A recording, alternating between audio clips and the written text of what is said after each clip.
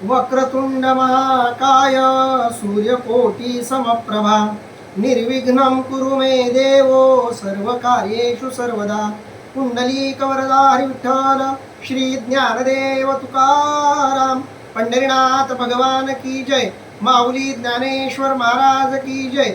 जगद्गुरु संत तुकाराम महाराज की जय। सब संतन की जय। माऊली महावैष्णव ज्ञानोबारायांच्या परमश्रेष्ठ अशा ज्ञानेश्वरी ग्रंथाचं चिंतन करत आपण ज्ञानेश्वरीच्या 5व्या अध्यायातल्या 140 क्रमांकाच्या ओव्यांपर्यंतचा टप्पा पार पाडलेला आहे। आज आपण ओवी क्रमांक 141 पासून पुढच्या ओव्यांचं निरूपण करणार आहोत, ज्यामध्ये भगवान श्रीकृष्ण परमात्म्यांनी 24 आणि 25व्या क्रमांकाच्या श्लोकामध्ये वर्णन केलेल्या ज्ञानी मुक्त अशा पुरुषांच्या लक्षणांचं वर्णन माऊलींनी करताना भगवान श्रीकृष्ण परमात्म्याच्या या श्लोकांचं निरूपण आणि विवेचन करण्याचा प्रयत्न केला। पण स्वाभाविकपणे संतांच्या वर्णनाकडं जेव्हा माऊली वळतात तेव्हा आपला मूळ विषय बाजूला ठेवून ते त्या वर्णनामध्ये इतके रमून जातात की अनेकदा मूळ विषय बाजूला राहून जातो। असं ज्ञानेश्वरीमध्ये अनेक ठिकाणी झालेलं आपल्याला दिसतं। इथंही 5व्या अध्यायात तशीच साधारणपणे परिस्थिती निर्माण झालेली आहे की ज्या परिस्थितीमध्ये आत्मज्ञानी पुरुषांचं मुक्त पुरुषांचं वर्णन करत करत माऊली त्यांच्या आजूबाजूला असलेल्या त्यांच्या जीवनात अनुभवाला आलेल्या संतत्वाचं वर्णन करायला लागतात। कारण आत्मज्ञानी पुरुष मुक्त पुरुष म्हणजे संतच मुक्त आहेत, संतच ज्ञानी आहेत। कारण आत्मस्वरूपाचा साक्षात्कार झाल्यानंतर जी अनुभूती येते त्यालाच खऱ्या अर्थानं ज्ञान म्हणता येतं आणि ते ज्ञान ज्यांनी प्राप्त करून घेतलेलं आहे अशा संतांचंच वर्णन इथं भगवंताच्या तोंडून निघालेलं आहे।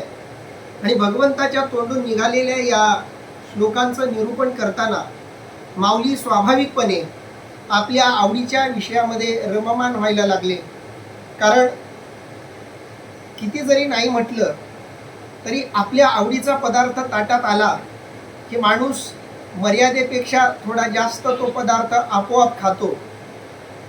खाण्याच्या बाबतीत हा दोष जसा स्वाभाविकपणे घडतो किंवा आपल्याला आवडणारा राग गायकाला गाण्याची संधी मिळाली की तो राग तो थोडासा अधिकचा वेळ घेऊन तो राग गातो। एखाद्या चित्रकाराला त्याला आवडेल असा एखादा आशय ज्या चित्रामधून व्यक्त करता येतोय ते चित्र तो काढायला निघाला की थोडा अधिकचा वेळ देऊन तो चित्रकार ते चित्र काढतो। मनासारखा रस्ता आला की ड्रायव्हरला आपली गाडी आणखी थोडी जास्त किलोमीटर चालवावी असं वाटतं। अशी अनेक उदाहरणं आपल्याला देता येतील। आपल्या आवडीचा जो विषय आहे, आपल्या जिव्हाळ्याचा जो विषय आहे तो थोडा अधिकचा लांबवावा, तो काळ अधिक वाढवावा असं स्वाभाविकपणे प्रत्येकाला वाटत असतं। व्यावहारिक जगतामध्ये, प्रापंचिक जगतामध्ये सुद्धा हे जितकं स्वाभाविक आहे तितकंच आध्यात्मिक क्षेत्रामध्ये, पारमार्थिक क्षेत्रामध्ये सुद्धा असं नेहमी घडताना आपल्याला दिसतं। आणि त्यामुळं जसं व्यावहारिक लोकांच्याही मध्ये हा दोष दिसतो तसा पारमार्थिक लोकांमध्येही हा दोष आपल्याला दिसतो।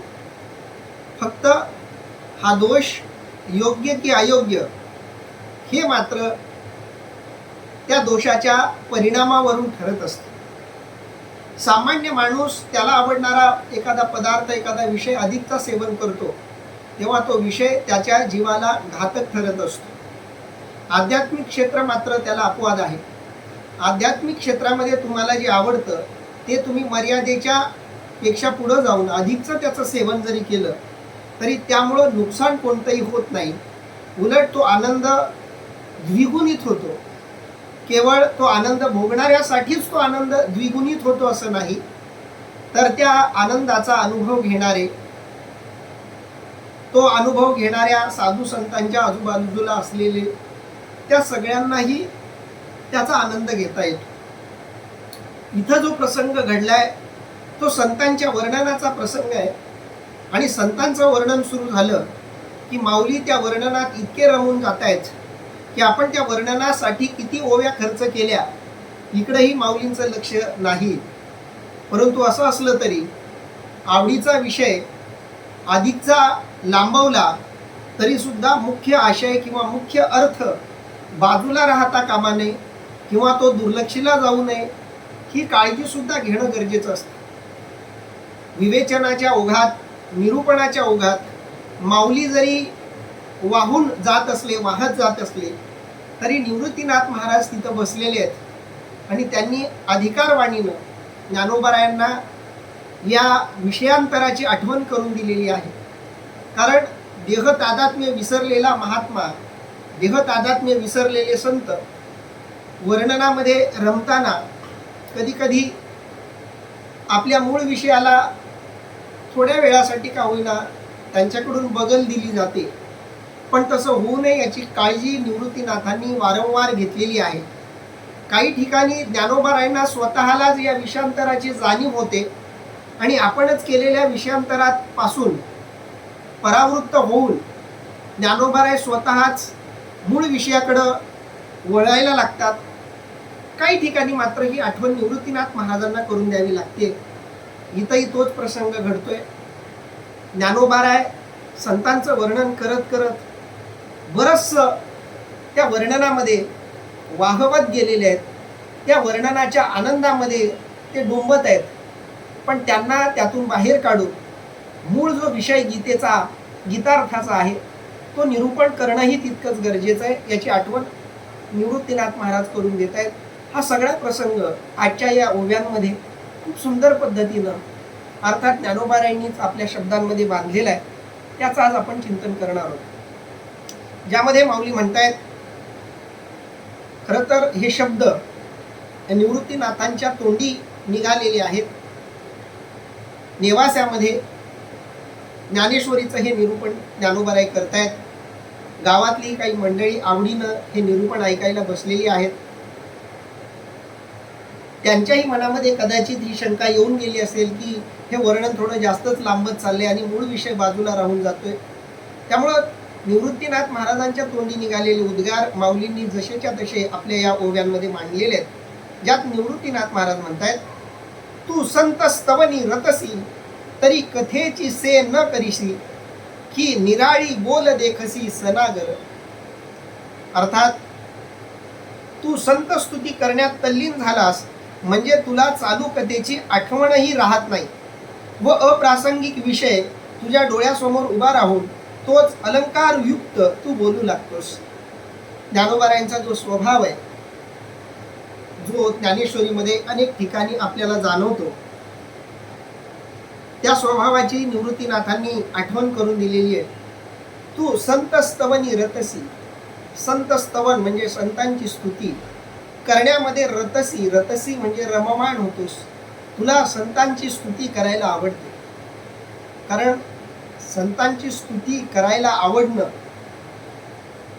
हे त्यांनाच शक्य आहे ज्यांच्या स्वतःमध्ये संतत्व आहे. जो स्वतः संत आहे, ज्याला संतांचं महत्त्व कळालेलं आहे, ज्याला संतांचा अधिकार कळालेला आहे, ज्यांना संतांचं श्रेष्ठत्व कळालेलं आहे, अशाच व्यक्तीकडून संतांच्या स्तुतीमध्ये रममाण राहण्याचा गुण, स्वभाव हा प्राप्त होत असतो.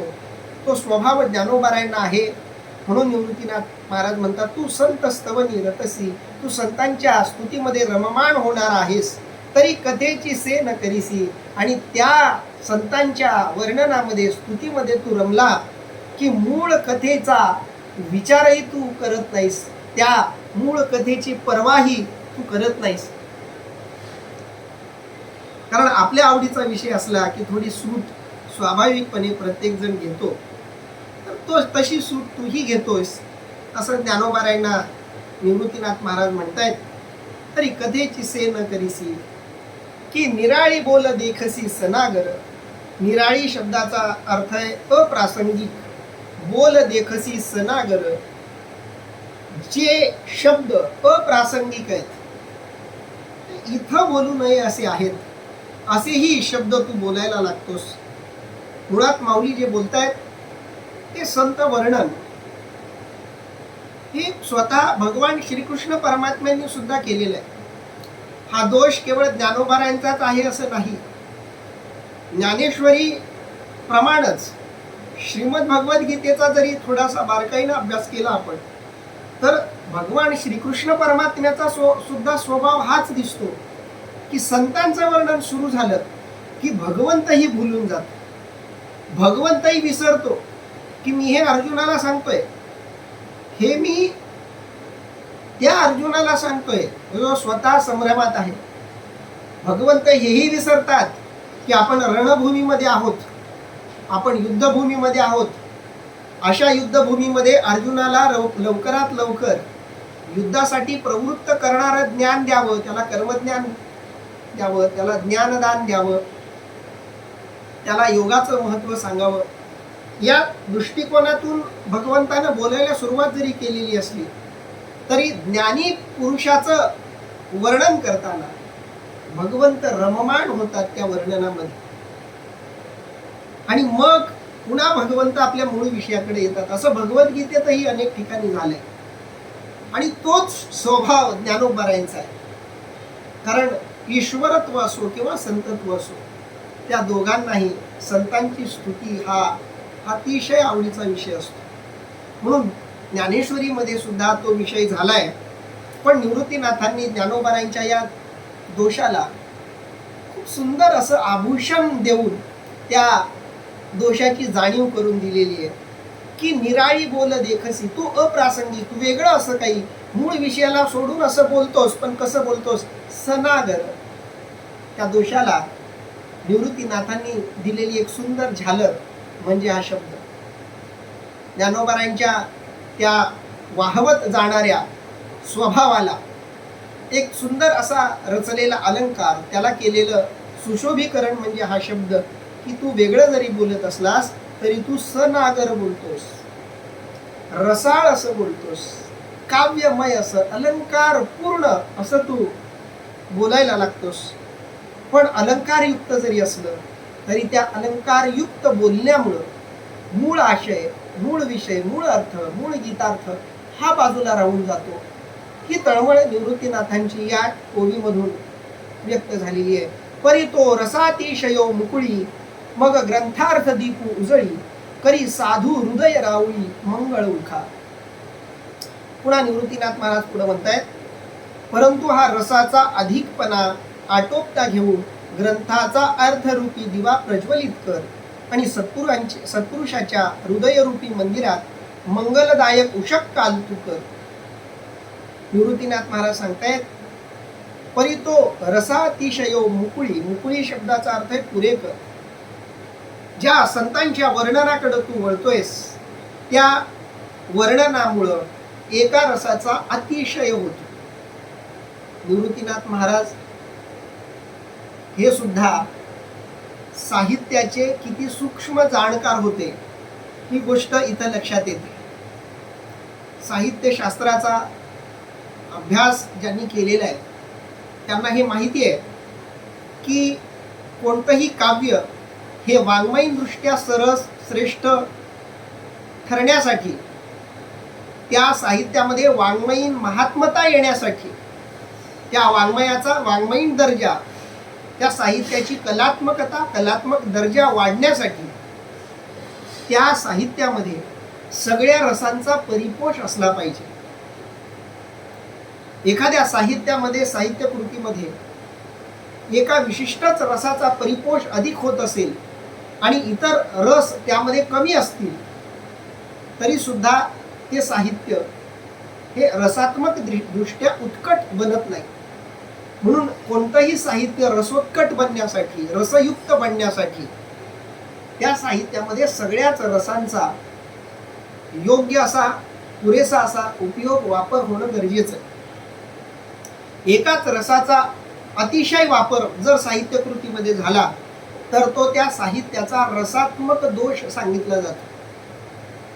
भरत मुनींनी साहित्याचे जे दोष आपल्या नाट्यशास्त्र ग्रंथामध्ये सांगितले त्याच्यामध्ये हाही दोष आहे की एखादा आवडणारा विषय त्याचं अतिशयोक्त वर्णन करणं, अति प्रमाणात वर्णन करणं हा सुद्धा अनेकदा दोष निर्माण होतो किंवा दोषाला कारण ठरणारा तो भाग होऊ शकतो.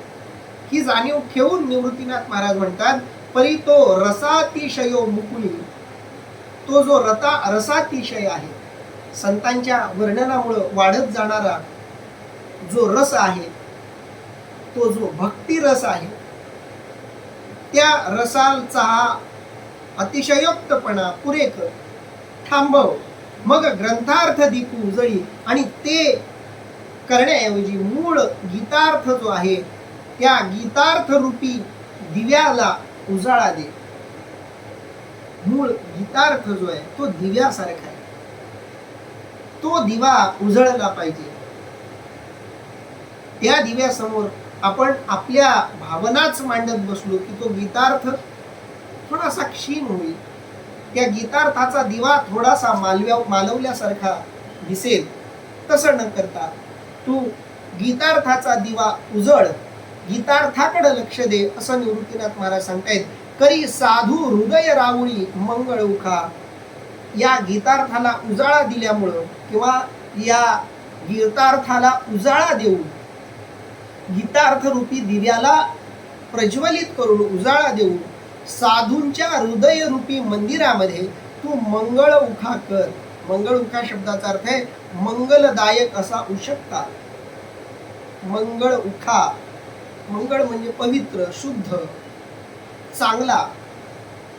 उखा म्हणजे उशक्का, सकाळ, प्रकाश. असा सुंदर असा प्रकाश साधूंच्या हृदय रूपी मंदिरामध्ये तू कर. कारण साधूंच्या हृदयामध्ये या गीतार्थामुळं मंगलदायक असा ज्ञानाचा उशक्का होईल, असं इथं माऊली सांगतायत. कारण साधुत्व हे निर्गुण निराकार अशा अवस्थेला पोहोचल्यानंतर मिळतं, पण त्या अवस्थेमध्ये सुद्धा ज्ञानाचा प्रकाश जागृत करण्याचं सामर्थ्य या गीतार्थामध्ये आहे. गीतार्थाचं हे सामर्थ्य मागं आपण अनेक ठिकाणी वर्णन केलंय. हे सामर्थ्य या गीतेत असल्यामुळं तू तो गीतार्थ प्रज्वलित कर, गीतार्थ सांग, ज्यामुळं साधूंच्या हृदयरूपी मंदिरामध्ये मंगळ अशा प्रकाशाचा, मंगळ अशा उषःकालाचा उदय होईल. आता माऊली निवृत्तीनाथांच्या या बोलण्याला स्वतः अनुमोदन देत, त्यांचं म्हणणं स्वीकारत, त्यांच्या मताचा सन्मानानं आदर करत काय म्हणतायत बघा. ऐसा श्री गुरुचा उवाईला निवृत्ती दासासी पातला, मग तो म्हणे श्रीकृष्ण बोलिला तेच ऐका. अर्थात याप्रमाणे श्री गुरु निवृत्तीनाथांचे मनोगत ज्ञानेश्वर महाराजांच्या लक्षात येऊन ते म्हणाले, भगवान बोलले ते ऐका. निवृत्तीनाथ महाराज जे म्हणाले ते ज्ञानोबारायांनी स्वीकारलं आणि स्वीकारून ते म्हणाले, ऐसा श्री गुरुचा उवाईला. उवाईला या शब्दाचा अर्थ आहे मनोगत. श्री गुरूंचं हे मनोगत, श्री गुरूंचं हे मत, श्री गुरूंचं हे मनातलं जे काही त्यांना वाटत होतं ते जे ते बोलले ते ऐकून निवृत्ती दासासी पातला, निवृत्तीचा दास असलेला जो ज्ञानेश्वर, त्याला श्री गुरूंचं हे मत, हे मनोगत कळलं. आणि ते कळल्यामुळं मग ते म्हणायला लागले, मग तो म्हणे श्रीकृष्ण बोलिला तेच ऐका. मग मी काय म्हणतोय ते न ऐकता श्रीकृष्ण काय म्हणाले हेच आता तुम्ही ऐका, असं सांगून भगवान श्रीकृष्ण परमात्म्याच्या मताचं, भगवान श्रीकृष्ण परमात्म्याच्या विचारांचं, भगवान श्रीकृष्ण परमात्म्याच्या हृदयगताचं वर्णन करण्याकडं माऊली वळलेले आहेत. आणि श्रोत्यांनाही त्यांनी आवाहन केलेलं आहे की आता मी माझं मत न सांगता भगवान श्रीकृष्ण परमात्मा काय बोलले ते तुम्हाला सांगतोय, ते तुम्ही ऐका. आणि पुढं भगवंत काय म्हणतायत तो आशय पुढं क्रमशः करताना पुढं माऊली म्हणतायत, अर्जुना अनंत सुखाच्या डोही, एक सरा तळूची घेतला जिही, मग स्थिरावनी तेही तेची जाहले. आता पुन्हा श्रीमद भगवद्गीतेच्या मूळ गीतार्थाकडं, गीतेच्या गाभ्याकडं माऊली वळताना म्हणतायत, याचा अर्थ असा आहे, अर्जुना अपार सुखरूपी डोहात ज्यांनी एकदम तळाचाच ठाव घेतला व तेथेच स्थिर होऊन ते तद्रूप झाले. पुन्हा मूळ विषयाकडे येताना माऊलींनी संतांना ती जी अवस्था अप्राप्त झालेली आहे, ज्या अवस्थेचं आतापर्यंत माऊलींनी वर्णन केलेलं आहे, त्या अवस्थेबद्दल थोडंसं इथं माऊली बोलताना दिसत आहेत. अर्जुना अनंत सुखाच्या डोही, अर्जुना अनंत अशा सुखाच्या डोहामध्ये एक सरा तळूची घेतला जिही, आतमध्ये शिरून ज्यांनी त्याचा अगदी तळच गाठलेला आहे, मूळच गाठलेलं आहे, सुखाचं मूळ सापडलं. ही गोष्ट जगातली सगळ्यात दुर्मिळ दुर्लभ अशी गोष्ट आहे. ती ज्याच्या अनुभवाला आली त्याच्या एवढा भाग्यवान दुसरा कोणी नाही. सुखाचा अनुभव घेणारे अनेक भेटतील, पण सुखाच्या गर्भार्थाचा, सुखाच्या गर्भाचा अनुभव घ्यायला मिळणं ही गोष्ट भाग्यवान लोकांच्या नशिबातच येते. सुखाचा गाभा काय आहे, सुखाचं रसातळ नेमकं काय आहे? कारण आपण जे अनुभवतो ते सुख आहे, तो परिणाम आहे, ते झाड आहे, तो परिपाक आहे. पण ते सुखाचं झाड, सुखरूपी परिणाम ज्याचा आहे, जिथून ते येत आहे, त्याचं मूळ, त्याचं तळ, ते ज्याला सापडलं. असं म्हणतात, ज्या झाडाला जमिनीतलं मूळ सापडलं, ते झाड कितीही मोठा कडक उन्हाळा आला तरी सुकत नाही. सुकतात तीच झाडं ज्या झाडांच्या मुळांना मूळ सापडत नाही, खोली सापडत नाही, जमिनीमध्ये असलेलं पाणी सापडत नाही. जमिनीत असलेलं पाणी ज्या झाडाच्या मुळांना, खोडांना सापडलं, ते झाड कितीही उन्हाळा आला तरी कोरडं पडत नाही, सुकत नाही. तितकीच टवटवीत अशी पालवी, पानं त्या झाडाची असतात. कारण एखादं झाड टवटवीत दिसलं, हिरवगार दिसलं, तर याचं कारण असं नाही की त्या झाडाला नियमितपणे पाणी दिलं गेले म्हणून ते टवटवीत आहे. त्या झाडानं मुळा तशा शोधलेल्या आहेत, त्या झाडांच्या मुळा जमिनीतच अशा इतक्या खोल गेलेल्या आहेत. ते झाड पाण्याच्या मुळाशी गेलेलं आहे म्हणून ते कधीच सुकणार नाही. सुखाचं सुद्धा तसंच आहे. जे वरवरचं सुख अनुभवतात त्यांच्या सुखाला कधीतरी क्षय असतो. त्यांचं सुख कधी ना कधीतरी संपणार असतं, कधीतरी संपत असतं. कारण ते सुखाच्या फांद्यांवर, झाडांवर, फळं फुलांवरच आनंद मानत असतात. पण ते सुख जिथून आलेलं आहे, त्या सुखाचं मूळ जिथं आहे, तिथं जो पोहोचला, तिथं पोहोचल्यानंतर ज्याला सुखाचा अनुभव आला, त्याच्या सुखाला अंत नाही, त्याच्या सुखाचा मग शेवट नाही. ते सुख अनंत आहे, ते सुख अपार आहे, अपरिमित आहे. आणि अशा सुखाचा तळ त्यांनी गाठलेला आहे. अर्जुना अनंत सुखाच्या डोही, एक सरा तळूची घेतला जिही. आणि ज्यांनी त्याचा तळच गाठलेला आहे, मग स्थिरावनी तेही तेची जाहले. आणि त्या मुळात जो पोहोचला तो स्थिरही होतो आणि तो तोच होतो. दोन विशेषण त्या अवस्थेची माऊलींनी सांगितलेली आहे. अनेक ठिकाणी हे वर्णन आलेलं आहे. त्या अवस्थेचं वर्णन अनेक ठिकाणी माऊलींनी स्वतः केलेलं आहे. इथंही करतात की ती जी आत्मानुभूती जेव्हा प्राप्त होते, जेव्हा हा जीवात्मा आपल्या मूळ रूपाचा अनुभव घेतो, आपल्या मूळ रूपामध्ये तो जेव्हा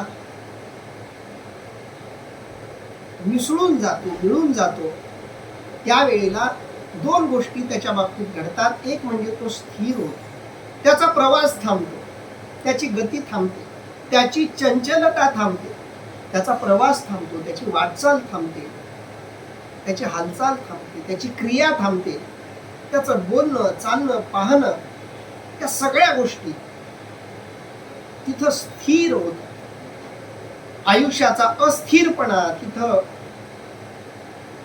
आपल्यापेक्षा वेगळा अनुभव घेतो, स्थिर होतो. तो अस्थिरपणा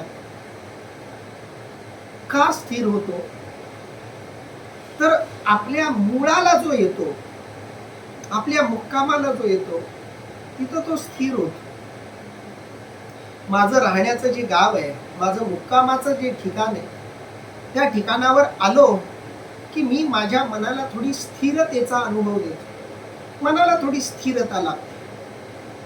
घरातून बाहेर पडलो की मन अस्थिर व्हायला लागतं. कोणतं तरी एखादं काम आपल्याला पूर्ण करायचं असतं, ते काम पूर्ण करण्यासाठी आपण धडपडत असतो. ते काम पूर्ण होण्यासाठी मन क्रियाशील होतं, शरीर त्या दृष्टीनं क्रियाशील होतं. आणि ते काम आटोपलं की पुन्हा आपल्या मूळ मुक्कामाला, आपल्या मूळ गावी येण्यासाठी पुन्हा धडपड सुरू होते. आणि जेव्हा आपण आपल्या मुक्कामाच्या जागी येतो तेव्हा आपोआपच मनाला स्थिरतेचा अनुभव येतो. आत्मानंदामध्ये सुद्धा तोच अनुभव येतो. आपण आत्मरूपामध्ये स्थिर होतो, याचा अर्थ आपण आपल्या मुक्कामाच्या जागी येतो. मायेच्या संपर्कानं, मायेच्या बाधानं जे मूळ रूप विसरून आपण विकारांचा, विषयांचा, भेदाचा, द्वैताचा प्रवास करायला लागतो. तो प्रवास करून थकून काही पुण्यांमुळं, संत सज्जनांच्या आशीर्वादामुळं आपण आपल्या मूळ रूपाकडं पुन्हा परत येतो. आणि मूळ रूप आपलं आपल्याला दिसायला लागतं. तेव्हा आपोआपच मनाला एक स्थिरतेचा अनुभव येतो. म्हणून माऊली म्हणतात, मग स्थिरावून तेही, मग ते स्थिर होतात. तेची जाहले, स्थिर झाल्यावर ते तेच होऊन जातात. पाणी पाण्यात मिसळावं, वारा आकाशात मिसळावा, अग्नीत अग्नी मिसळावा. अगदी त्या पद्धतीनं जो आत्मरूपामध्ये स्थिर होतो तो आत्मरूपामध्येच विलीनही होतो. देव पहावया गेलो, तेथे देवची होगणी केलो. हा तुकोबारायांचा अभंग त्याचीच अनुभूती आहे. कबीरदासजी सुद्धा सांगतायत, लाली मेरे लाल की जित देखू उत लाल, लाली देखन मै गई हो गई लालम लाल. कबीरजी सांगतात, माझ्या प्रियकराची, माझ्या आराध्याची लालीच अशी आहे, प्रतिभा, सामर्थ्यच असं आहे की जिथं बघावं तिथं तेच सामर्थ्य, तीच प्रतिभा दिसते. आणि ती प्रतिभा मी अनुभवायला गेल्यानंतर अनुभव असा आला की मी सुद्धा लाल झाले. जो परमात्मा पाहायला जातो, जो परमात्मा जाणायला जातो, तो परमात्माच होतो. आध्यात्मिक क्षेत्रातला हा अनुभव अतिशय उच्च, अतिशय वेगळा, शब्दातीत असा तो आहे की जो देवाला बघायला जातो तो देवच होतो. ज्याला देव दिसतो तो देवच झालेला असतो. देव झाल्याशिवाय देव पाहणं, देव झाल्याशिवाय देव भेटणं शक्य नाही. तुम्हाला देव भेटला याचा अर्थ तुम्ही देव झालात, तुम्हाला देव दिसला याचा अर्थ तुम्ही देव झालात. म्हणून माऊली सांगतायत, मग स्थिरावून तेही तेची जागले, तेच ते होऊन गेले. अथवा आत्मप्रकाशे चोखे, जो आपण पेची विश्व देखे, तो देहीची परब्रह्म सुखे मानू येईल. अर्थात अथवा शुद्ध आत्मज्ञानाने जो आपल्या अधिष्ठानावर विश्व भासते असे जाणतो, तो पुरुष देहात असूनही त्याला परब्रह्म असे म्हणता येईल. ज्याला आत्मरूपाचं दर्शन झालं, ज्याला स्वचं दर्शन झालं, त्याला परमात्म्याचं दर्शन झालं. कारण स्व म्हणजे परमात्मा, आत्मरूपता म्हणजे परमात्म रूपता, आत्मज्ञान म्हणजे परब्रह्माचं ज्ञान, ब्रह्मज्ञान. त्याचं वर्णन करताना सांगतायत, अथवा आत्मप्रकाशे चोखे, आत्मरूपी प्रकाशानं जो चोख झालेला आहे, शुद्ध झालेला आहे, निर्मळ पवित्र झालेला आहे, जो आपणपेची विश्व देखे. आणि मग त्याला सगळं विश्व मीच आहे असं वाटायला लागतं. मीच अणु रेणू या थोकडा, तुका आकाशा येगडा. मीच तो परमात्मा आहे. तुझं मज नाही भेद, केला सहज विनोद. मीच देव आहे हा अनुभव त्याला त्यावेळी येतो आणि मीच विश्वरूपानं नटलोय असं त्याला वाटायला लागतं. तो देहेची परब्रह्म सुखे मानू येईल आणि त्याला आपला देहच परब्रह्म रूप आहे आणि हे सगळं विश्व माझ्यानेच भरलंय असं त्याला अनुभवायला येत, अशी त्याला जाणीव व्हायला लागते. म्हणून ब्रह्मांड नायक ही उपाधी आपण अनेकाला देतो. स्वामी समर्थांना आपण ब्रह्मांड नायक म्हणतो, साईबाबांनाही ब्रह्मांड नायक म्हणतो, बाळूमामांचे भक्त त्यांना ब्रह्मांड नायक म्हणतात, ज्ञानोबारायांना वारकरी आम्ही सर्वजण ब्रह्मांड नायक म्हणतो. सगळे हे महा अनुभूतीला उपलब्ध झालेले जे महात्मे आहेत त्यांना अनुभव येतो की सगळा ब्रह्मांडाचा मालक मीच आहे तो या सगळ्या विश्वामध्ये भरून उरलेला, ही जाणीव त्या ठिकाणी येते. आणि म्हणून माऊली सांगताय तो देहेची परब्रह्म सुखे मानू येईल. आणि मग त्याला अनुभव येतो की या सगळ्या जगामध्ये ब्रह्मरूपाच्या रूपानं मीच सगळीकडे भरून उरलेला आहे. पुढं माऊली म्हणतायत जे साचो कार्य परम नाते अक्षर निस्सीम जिये गावीचे निष्काम अधिकारी. अर्थात जे खरोखर श्रेष्ठ अविनाशी व अमर्याद असे ब्रह्मसुख आहे त्याचे निष्काम पुरुषच अधिकारी होत. जे साचो कार्य परम, जे साचो कार्य, जे शुद्ध आहे, सत्य आहे, परम आहे, ज्याच्या एवढं श्रेष्ठ दुसरं काही नाही, ज्याच्या एवढं विस्तृत असं दुसरं काही नाही, ज्याच्या एवढं व्यापक असं दुसरं काही नाही, ज्याच्या एवढं सूक्ष्म असं दुसरं काही नाही, म्हणून ते परम आहे. ना ते अक्षर निस्सीम, ते अक्षर आहे, संपणारं नाही, कमी होणारं नाही, भंग पावणारं नाही, म्हणून ते अक्षर निस्सीम आहे. त्याला सीमा नाही, त्याला मर्यादा नाही, त्याला आकारच नाही, म्हणून मर्यादा नाही, सीमा नाही. जे गावीचे निष्काम अधिकारी आहे, ज्यांचं मन निष्काम आहे तेच या गावाचे अधिकारी आहेत, त्यांनाच ही मालकी मिळते. अहंकारानं मी जगाचा मालक आहे असं म्हणणं आणि अनुभूतीतून मी जगाचा मालक आहे असं म्हणणं, या दोघांमध्ये फरक आहे. जगाचा मालक तोच होतो जो निष्काम आहे, जो निरहंकारी आहे, ज्याचा मी संपलेला आहे, तोच या अवस्थेचा अधिकारी आहे असं इथं माऊली म्हणतायत. पुढं माऊली म्हणतायत बघा, जे महर्षी वाढले विरक्ता भागा फिटले जे निसंशया पिकले निरंतर. अर्थात जे महर्षी करिताच वाढून ठेवले, जे विरक्तीच्या वाटणीला आले व जे संशयरहित पुरुषांकरिताच निरंतर फलरूप झाले आहे, असं जे आत्मतत्व आहे, असं जे ब्रह्म तत्व आहे, अशी जी परब्रह्म रूप अवस्था आहे, ती अवस्था कुणासाठी मांडून ठेवलेली आहे, कुणासाठी वाढून ठेवलेली आहे, तो अधिकार कुणासाठी आहे, त्याचं वर्णन इथं माऊली करतायत. जे महर्षी वाढले, जे महर्षी आहेत, ज्यांनी महनतम अशी अवस्था गाठलेली आहे, ते महर्षी. संबंध जगतामध्ये सर्वात श्रेष्ठ अवस्था, सर्वात उच्च अवस्था ज्यांनी गाठलेली आहे त्यांना ते मिळतं. विरक्ता भागा फिटले, जे विरक्त आहेत त्यांनाच हे मिळतं,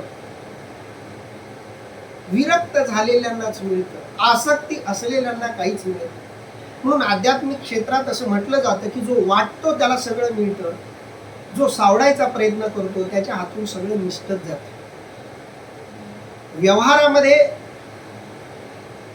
हवरटपणा करून तुम्ही व्यावहारिक माया जमवू शकता, पण अध्यात्मामध्ये काही मिळवायचं असेल तर सगळं देण्याची, लुटण्याची वृत्ती स्वीकारली पाहिजे.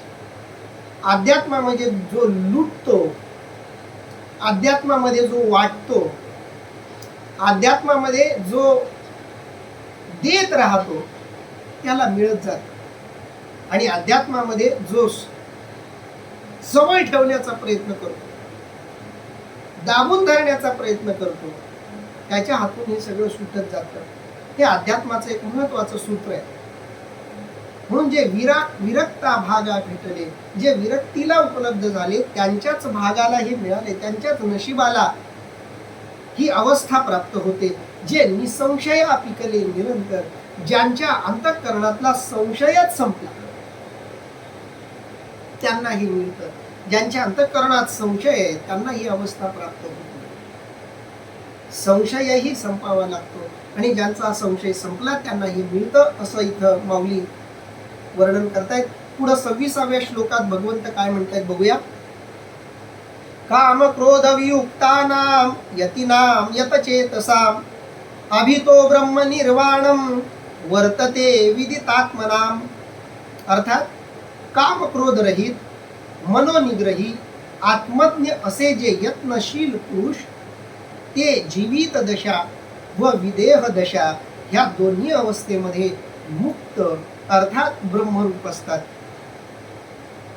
ती आत्मानंदाची अवस्था प्राप्त होण्यासाठी सुरुवात कुठून करायची आहे,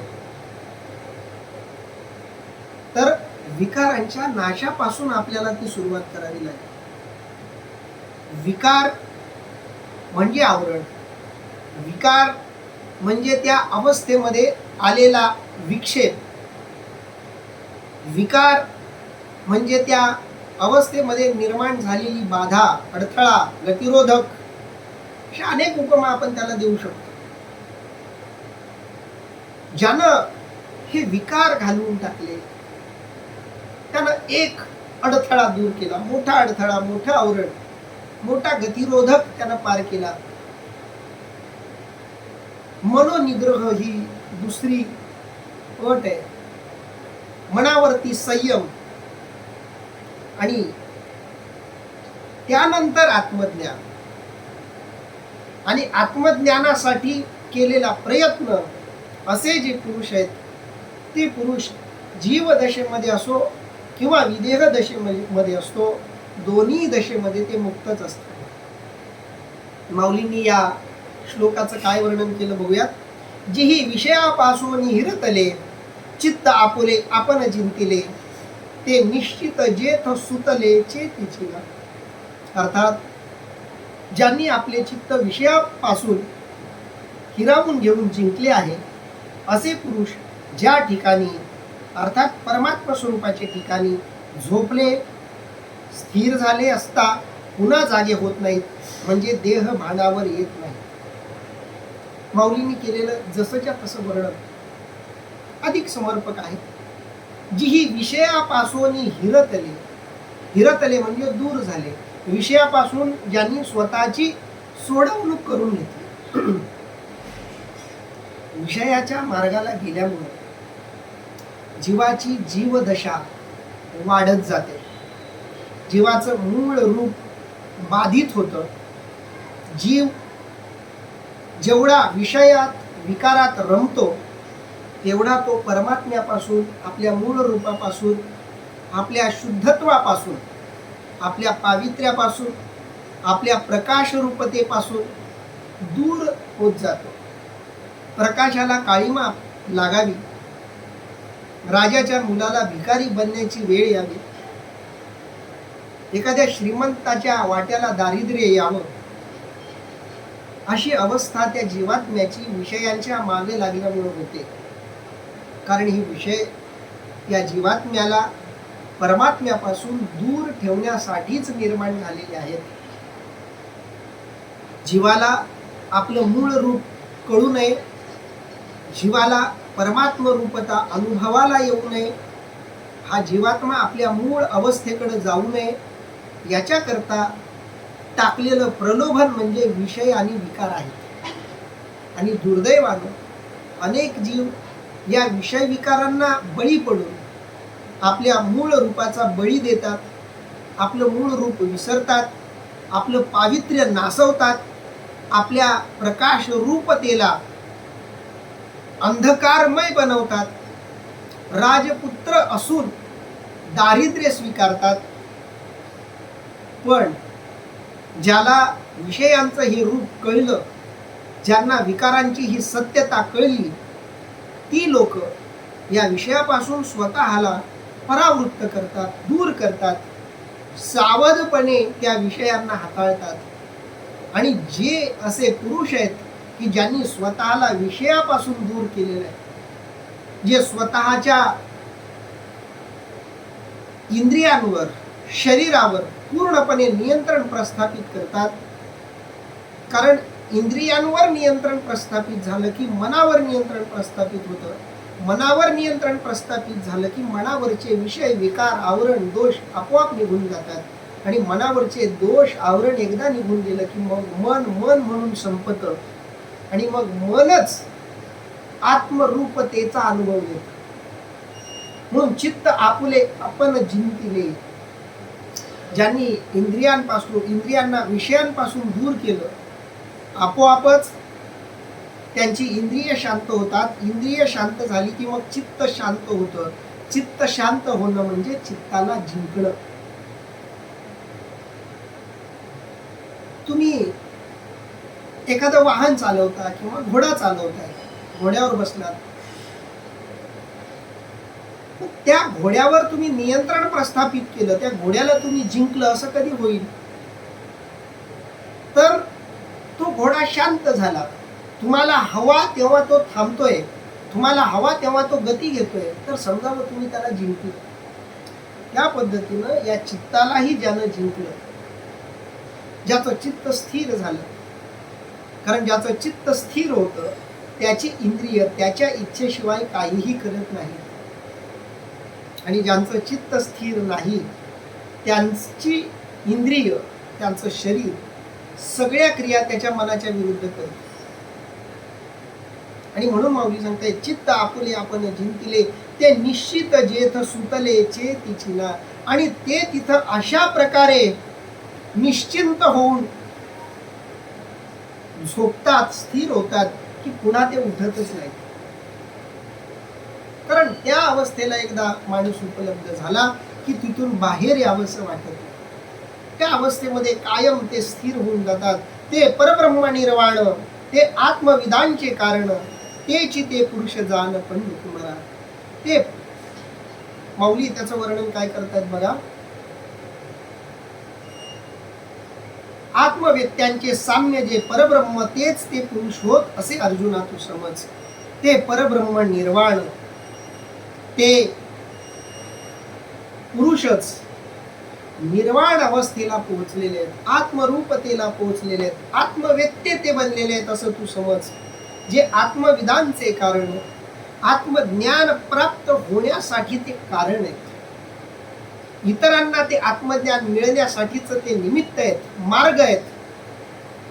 कारण ज्याला स्वतःला आत्मज्ञान झालं तो इतरांना आत्मज्ञानाचा एक मार्ग खुला करून देत असतो। सगळे संत म्हणजे आत्मज्ञानाच्या प्राप्तीचा एक मार्ग आहे। कोणत्याही संतांच्या वचनाच्या मार्गाने जा, पोचणार तिथंच आहे। म्हणून जे आत्मविधानचे कारण, तेच ते पुरुष जाण पडून तुम्हाला अर्जुना, तेच ते पुरुष आहेत असं तू जा, ज्यांचं मी वर्णन आतापर्यंत केलं। ज्ञानी पुरुष, मुक्त पुरुष म्हणजे तेच पुरुष आहेत असं तू ओळख, असं भगवंत सांगतायत। पुढे म्हणतायत, ते ऐसे कैसे निजाहले, जे देहीची ब्रह्मत्व आले, हे पुससी तरी भले संक्षेपे सांगो। अर्थात देहात असताच त्यांना ब्रह्मभाव प्राप्त झाला, तो कशाने, असे जर तू विचारशील तर थोडक्यात सांगतो, ऐक। आता हे सगळं वर्णन ऐकल्यावर अर्जुनाच्या मनामध्ये हा एक प्रश्न निर्माण झाला असावा, जो तुमच्या आमच्याही मनात निर्माण होईल, की देहातच राहून परब्रह्म अवस्था कशी प्राप्त होईल? देहाच्या मर्यादेत राहून सगळ्या ब्रह्मांडामध्ये मी भरून उरलोय ही अनुभूती कशी घेता येईल? शरीरातच राहून विकारांच्या पलीकडे कसं जाता येईल? शरीरातच राहून मुक्त अवस्था कशी अनुभवता येईल? शरीरात राहून शरीराच्या पलीकडची अवस्था कशी अनुभवायला येईल? खूप अध्यात्मातला गहन, मोठा, गूढ प्रश्न आहे हा। शारीरिक मर्यादा ज्याला आहेत तो अमर्याद अशा तत्वाशी एकरूप कसा होऊ शकतो? विज्ञानाला भौतिकवाद्यांना हा प्रश्न प्रश्नच वाटणार नाही, कारण त्यांच्या निकषांच्या, नियमांच्या, विचारांच्या, क्षमतेच्या पलीकडचा हा विषय आहे. कारण आकारात राहून निराकाराचा अनुभव हा केवळ अध्यात्मामध्ये संभवतो. आध्यात्मेतर क्षेत्रामध्ये आकाराच्या पलीकडे जाणं संभवत नाही. म्हणून आकारात असलेला तो महात्मा ऐसे ते ऐसे कैसे मी झाले. तुला असा प्रश्न पडेल की हे असं कसं काय झालं. जे देहीचे ब्रह्मत्व आले, देहातच राहून ते ब्रह्मत्वाला प्राप्त झाले, असं कसं होईल. हे पुससी तरी भले संक्षेपे सांगू. हा तुझ्या मनातला प्रश्न असू शकतो की ज्यांचं मी वर्णन करतोय, ज्या ज्ञानी पुरुषांचं, मुक्त पुरुषांचं, आत्मसाक्षात्कार झालेल्या ज्या पुरुषांचं मी आतापर्यंत वर्णन करतोय, ते असायला तर देहातच आहेत. मग देहातच राहून, शरीराच्या मर्यादेत राहून ते अमर्याद अशा परब्रह्म तत्वाला, परमात्म तत्वाला कसे उपलब्ध झाले, असा प्रश्न तुझ्या मनात निर्माण झाला असेल तर या प्रश्नाचं समाधान थोडक्यात मी करतो, असं इथं भगवंत सांगतायत. इथं आपण थांबूयात. भगवंत या आध्यात्मिक क्षेत्रातल्या एका महत्त्वाच्या शंकेचं, समस्येचं काय उत्तर देतात, काय निराकरण करतात, याचं चिंतन आपण उद्या करूयात. आज मात्र इथं आपण थांबूयात. पुंडलिक वरदा हरी विठ्ठल, श्री ज्ञानदेव तुकाराम, पंढरीनाथ भगवान की जय, माऊली ज्ञानेश्वर महाराज की जय, जगद्गुरु संत तुकाराम महाराज की जय, सब संतन की जय. रामकृष्ण हरी.